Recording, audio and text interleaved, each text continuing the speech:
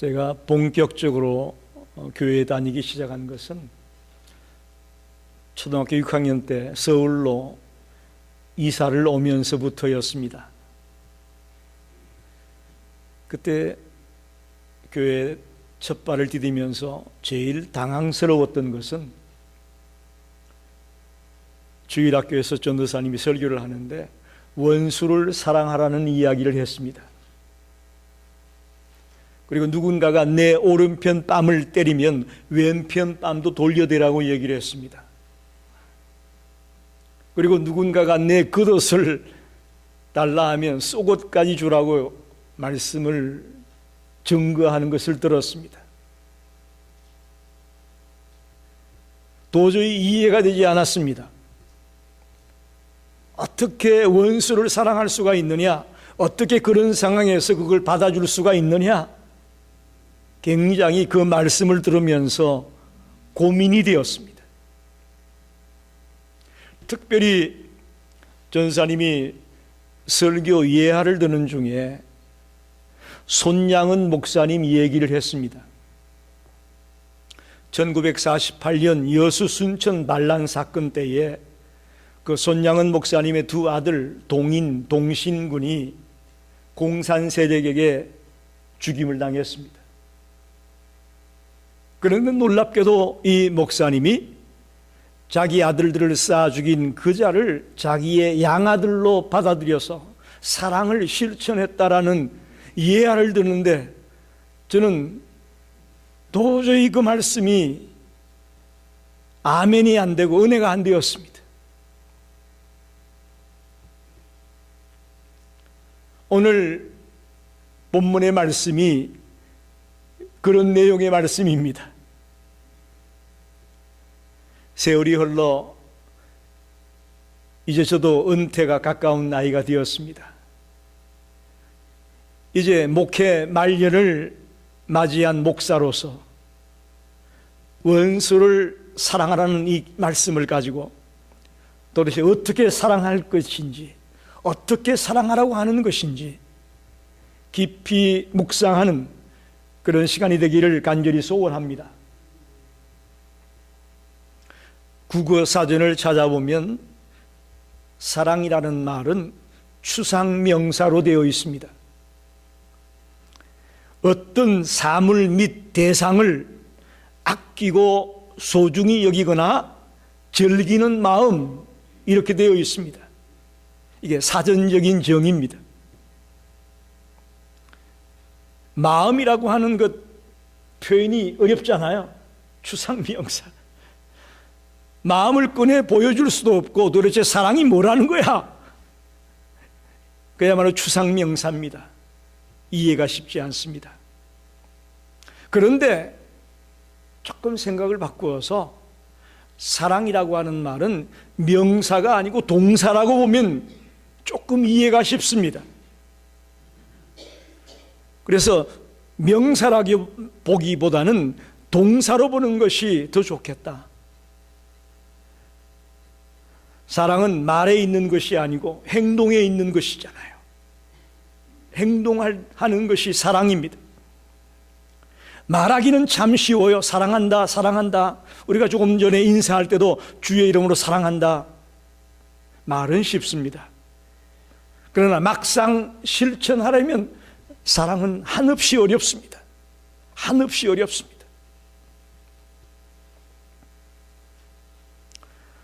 마태복음 5장에서 7장까지 말씀을 산상설교라고 하죠. 오늘 읽은 누가복음 6장 20절에서 49절까지는 평지설교다, 그렇게 말합니다. 어떻게 보면 마태복음 5장에서 7장까지의 말씀을 조금 축약해서 누가복음 6장에 기록되고 있는 것처럼 보여집니다. 약간의 차이점이 있다면 마태복음에 나오는 산상설교는 여러 청중들 앞에서 예수님이 말씀하신 거라면 이 누가복음에 나오는 말씀은 소수의 제자들에게 이 말씀을 증거했다는 것입니다. 그래서 오늘 저는 27절로 38절 말씀을 가지고 어떻게 사랑해야 하나 하는 제목으로 같이 은혜를 나누고 싶습니다. 첫째는 27절, 28절을 다시 한번 봅니다. 그러나 너희 듣는 자에게 내가 이르노니 너희 원수를 사랑하며 너희를 미워하는 자를 선대하며 너희를 저주하는 자를 위하여 축복하며 너희를 모욕하는 자를 위하여 기도하라. 원수를 사랑하라. 이렇게 말합니다. 우리말에는 사랑이 한 단어밖에 없습니다마는 헬라어에는 사랑이 4가지 단어로 쓰여지고 있습니다. 스톨게라는 말은 부모 자식 간의 사랑, 혈연 간의 사랑을 말합니다. 에로스라고 하는 것은 이성 간의 사랑을 말합니다. 필리아라는 말은 친구들 간의 사랑을 말합니다. 그리고 성경에서 자주 나오는 아가페라는 말은 무조건적인 사랑을 말합니다. 조금 더 사랑을 잘 구분해 놓았다고 봅니다. 오늘 여기 본문에 나오는 너희 원수를 사랑하며 라는 이 사랑은 그럼 이 4가지 단어 중에 어떤 단어냐? 아가페라는 단어를 쓰고 있습니다. 아가페라는 단어의 뜻을 우리는 이 본문 속에서 헤아려 봐야 될 겁니다. 예수님은 한마디로 충격적인 말을 제자들에게 또 우리들에게 하고 있습니다. 원수를 사랑하라. 언뜻 이해가 안 됩니다. 도대체 원수를 사랑하는 말이 어떻게 하라는 거냐? 그 말씀이 오늘 본문 가운데서 설명되고 있습니다. 첫째는 우리를 미워하는 사람을 잘 대해줘라. 우리를 미워하는 사람을 잘 대해줘라. 27절 하반에 너희를 미워하는 자를 선대하라 그랬지 않습니까? 여러분, 나를 미워하는 사람 어떻습니까? 여러분, 누군가가 여러분을 미워한다. 그럼 밉죠. 그게 정상 아니에요? 나를 미워하는 사람을 우리가 어떻게 대하겠습니까? 나도 밉죠. 그런데 예수님은 그런 자를 선대하라, 잘 대해주라고 말합니다. 우리가 미움을 미움으로 받아버리면 이건 싸움이 되고 적이 되고 마는 겁니다. 미움을 사랑으로 녹이고 사랑으로 상쇄할 때에 미움이 사라질 수 있다는 것입니다. 그래서 누군가에게 미움을 받게 될 때에 선대해줘라, 잘 대해주라고 말씀합니다. 우리의 미움을 녹일 수 있는 것은 사랑밖에 없습니다. 여러분, 지금 여러분 마음속에 누군가를 미워하는 마음이 있습니까? 그 마음을 녹일 수 있는 것은 사랑밖에 없음을 기억하시고 그 사랑으로 미움을 녹이는 그런 성도가 되시기를 간절히 부탁합니다. 두 번째는 28절에 보니까 너희는 저주하는 자를 위해 축복하라. 원수를 사랑하는 방법이요, 저주하는 자를 축복해 주라고 말합니다. 이 저주한다 이런 말은 부정적인 언어를 사용하는 것을 말합니다. 부정적인 언어는 긍정적인 언어보다도 10배나 더 큰 힘이 있답니다. 그래서 우리가 말 한마디가 사람을 죽인다고 하잖아요. 부정적인 말 한마디가 그 사람을 엄청나게 파괴시키는 힘이 있어요. 저주는 사람을 죽이는 언어입니다. 그러므로 저주를 저주로 받아치면 서로 죽이는 거예요. 서로 죽자는 거예요. 그러나 저주하는 자를 축복하게 되면 살리는 역사가 일어납니다. 할렐루야. 저주하는 자를 축복해주고 오히려 사랑하게 된다면 살리는 역사가 일어난다는 것이죠. 원수를 사랑하는 말이 저주하는 자, 나에게 저주하고 나에게 욕을 퍼붓고 나에게 이상한 말들을 하는 그런 사람들을 오히려 축복해 주는 것이 원수를 사랑하는 것이구나 라고 깨닫기를 바랍니다. 28절 하반에 보면 너희를 모욕하는 자를 위하여 기도하라. 모욕하는 자를 위해 기도하라. 모욕을 당할 때 참 견디기 어렵습니다. 모욕당할 때 참 견디기 어려워요. 왜 부부간에 또 부모 자식 간에 원수가 되고 깨지고 싸움이 생길까요? 여러 가지 원인이 있겠지만 가장 중요한 것은 상대방을 존중하지 아니하고 함부로 대하기 때문에 그런 일이 벌어집니다. 부모 자식 간에도 부부 간에도 상대방을 함부로 대하다 보니까 싸움이 벌어지고 깨지는 일들이 벌어집니다. 상대방을 내 마음대로 휘두르려고 하지 말고 상대방을 위해 기도해 주는, 뜨거운 사랑의 눈물을 쏟으면서 그 상대방을 위해 기도해 주는 자가 될 때에 가정이 깨어지거나 인간관계 속에 위기를 만나는 일들이 멈추게 될 것을 믿습니다. 그래서 모욕받게 될 때 기도하라, 그렇게 말합니다. 여러분, 우리가 기도하는 중에 하나님이 우리의 서먹한 관계를 회복시켜 주실 것을 믿습니다. 기도밖에는 없더라고요. 뭔가 틀어진 관계를 바로잡기 위해서 우리가 할 게 뭐냐? 하나님 앞에 엎드려 눈물로 기도할 때에 하나님께서 그 서먹한 관계를 따뜻한 관계로 바꾸어 주고 편안한 관계로 바꾸어 주는 것을 경험했습니다. 저와 여러분이 원수를 사랑한다는 것이 막연한 것이 아니고 이렇게 구체적으로 미워하는 자를 선대하고 또 저주하는 사람을 축복해주고 모욕하는 사람을 위해 기도하고 하는 이런 행위들이 원수를 사랑하는 것이구나 하는 것을 오늘 꼭 깨닫고 돌아가시길 바랍니다. 두 번째는 29절에서 31절에 보면 자비를 베푸는 것이 사랑이라고 말합니다.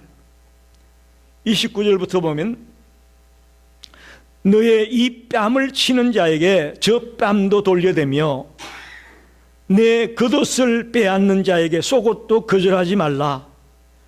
내게 구하는 자에게 주며 내 것을 가져가는 자에게 다시 달라 하지 말며 남에게 대접을 받고자 하는 대로 너희도 남을 대접하라, 이렇게 말씀합니다. 원수를 사랑하라고 명령하신 주님께서 또 하나의 사랑의 방법을 주시는데 그게 뭐냐? 자비를 베풀라고 말씀합니다. 여러분, 한번 묻습니다. 누군가가 여러분의 뺨을 한 대 갈겼다고 합시다. 그러면 우리는 어떻게 반응하죠? 예? 나도 나를 때린 사람의 뺨을 한 대 갈기는 거예요. 그렇잖아요? 제가 뭐 틀렸나요? 그게 정상 아니에요? 누군가가 내 뺨을 쳤다. 이게 굉장히 모욕적이고 굉장히 안타까운 노릇이잖아요. 그러니까 못 참고 나도 한 대 치는 거예요. 이게 정상이에요. 우리가 알고 있는 방법으로는.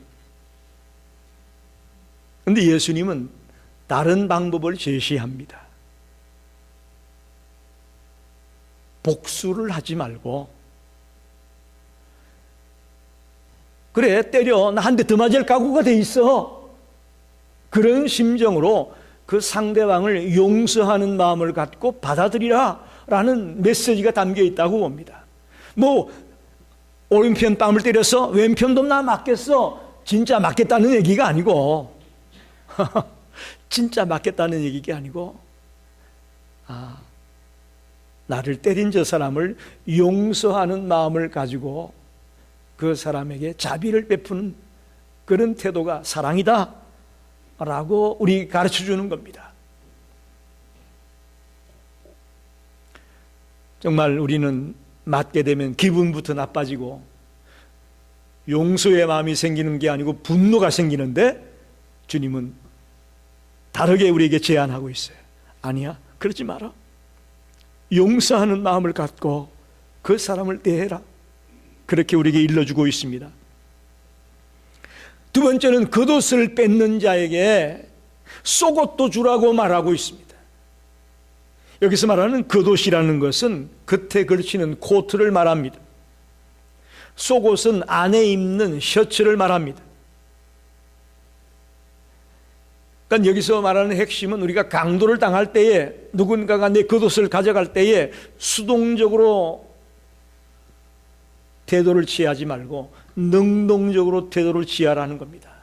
이 사람이 지금 얼마나 형편이 어려우면 내 겉옷을 가져가려고 할까? 능동적으로 생각하라는 거예요. 이 사람이 얼마나 형편이 어렵고 힘들면 내 겉옷을 지금 가져가려고 하냐? 아이, 그러니 어려운 사람 내가 속옷까지 줘뿌리자마. 그런 태도를 우리에게 취하라고 말씀합니다. 여러분, 우리하고 생각이 다르죠?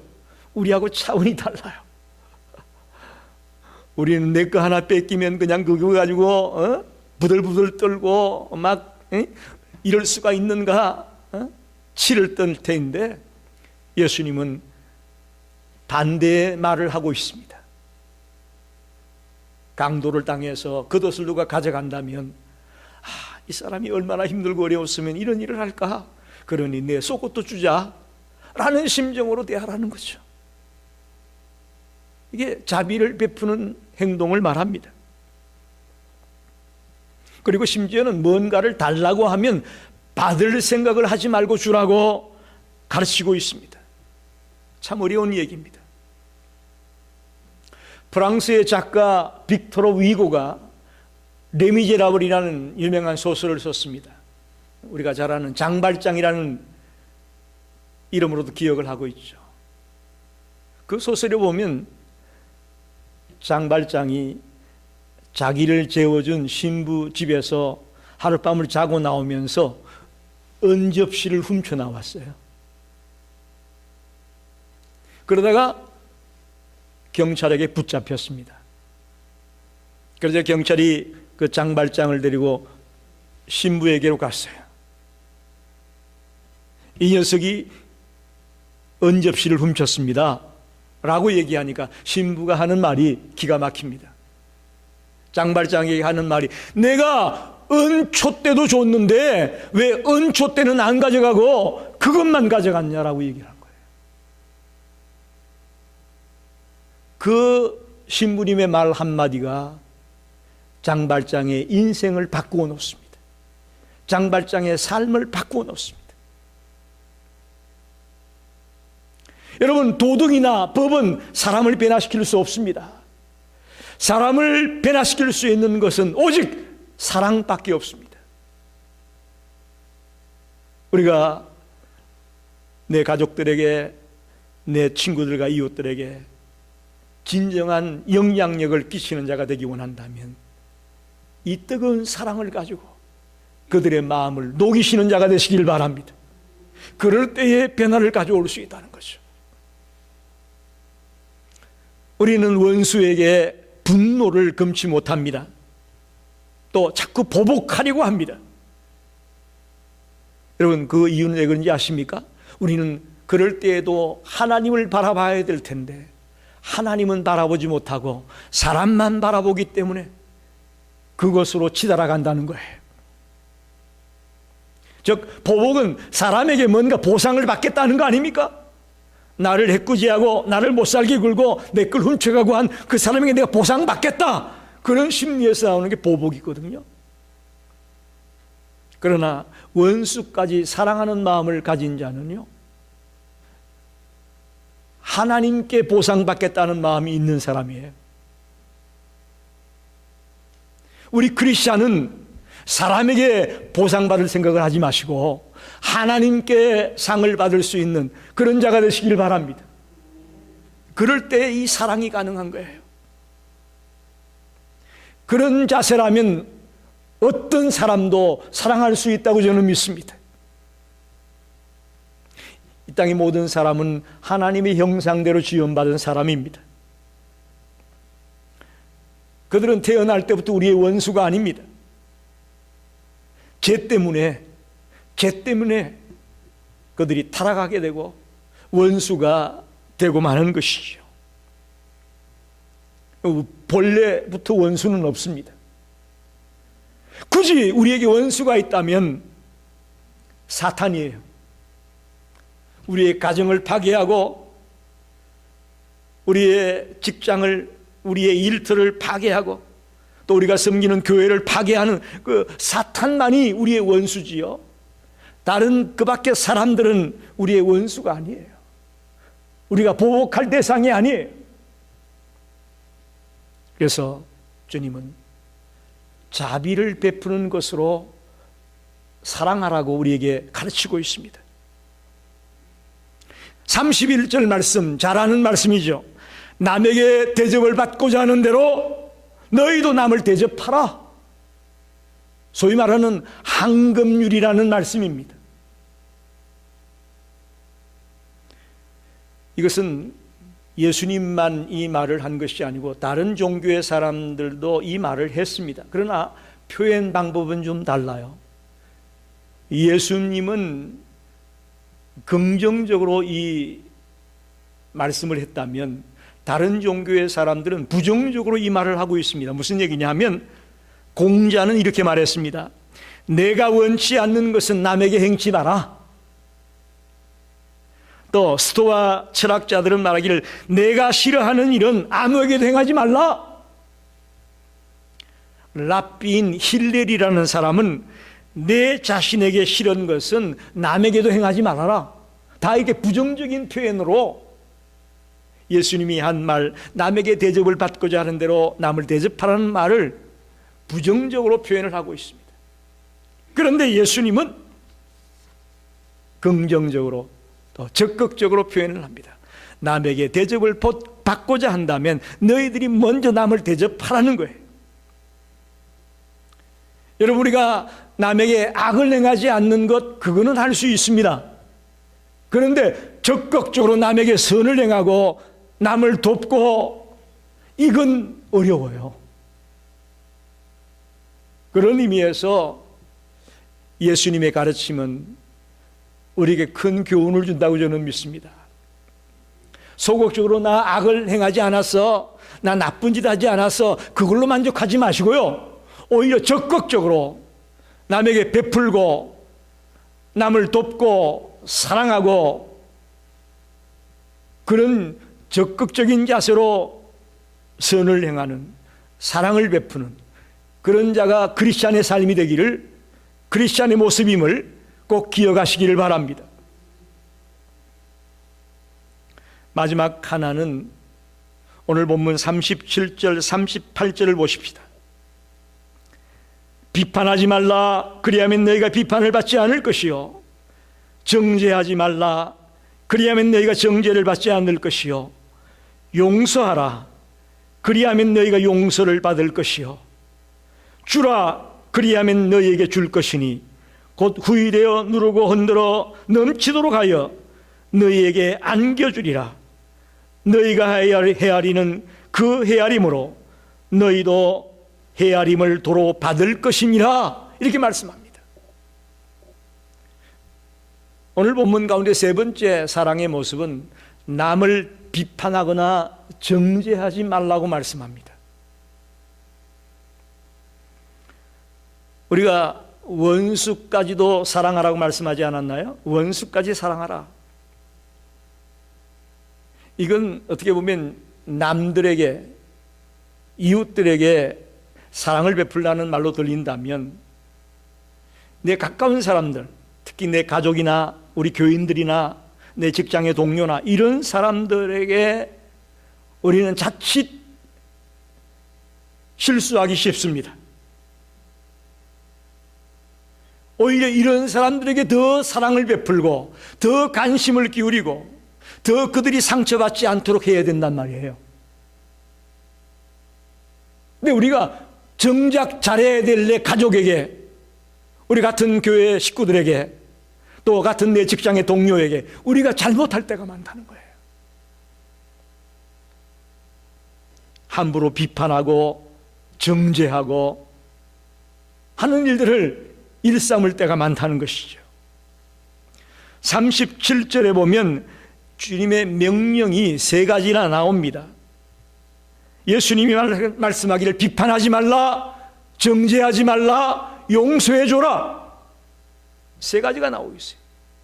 비판하지 말고, 정죄하지 말고, 용서해 줘라. 다 명령이에요. 그런데 놀라운 것은 비판받지 않기 위해서, 또 정죄받지 않기 위해서는 남을 비판하지 말고 정죄하지 말라, 이렇게 말하죠. 우리가 단지 그런, 내가 비판받지 않기 위해서, 내가 정죄받지 않기 위해서 내가 그렇게 안 해야 되겠다라는 생각을 하는 건 너무 소극적이에요. 여러분, 우리가 하나님의 말씀을 읽고 묵상하다 보면 뭐가 옳고 그른지를 분별하게 되잖아요. 크리스찬의 라이프는요, 분별을 해야 되는 거예요. 누이 좋고 매부 좋고 식으로 아무거나 좋다, 이것도 좋고 저것도 좋고, 그거는 크리스찬의 자세가 아니에요. 크리스찬의 삶이 아니에요. 우리는 분별해야 돼요. 아, 이건 진리다, 이건 비진리다, 이건 악이다, 이건 선이다, 구분할 줄 알아야 된단 말입니다. 그런데 이 구분을 조금 심하게 하다 보면, 자칫하면 빠지는 게 뭐예요? 남을 비판하는 자리로 빠진다는 거예요. 여러분, 심판은 오직 하나님만이 하십니다. 그걸 기억하십시오. 내 자신도 어떻게 보면 용서받은 하나님의 자녀입니다. 그렇지 않나요? 우리가 주님의 사랑과 주님의 용서가 없었다면 어떻게 하나님의 자녀가 될 수 있습니까?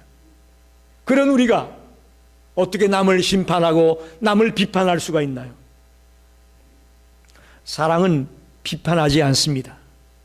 또 사랑은 정죄하지 않습니다. 하나님, 우리가 날카로운 비판력을 가지는 것이 아니고 거룩한 분별력을 가지라고 말씀합니다. 따라합시다. 비판은 하지 말고 분별력은 가지자. 이것이 우리 크리스찬의 자세입니다. 비판은 우리의 영혼을 파괴하고 우리 공동체를 파괴합니다. 그러나 분별은 우리를 회복시킵니다. 우리를 바른 길로 가게 합니다. 우리를 새로운 길로 가게 합니다. 그래서 이 가정과 교회와 일터에 지금 가장 필요한 것이 있다면 사랑입니다.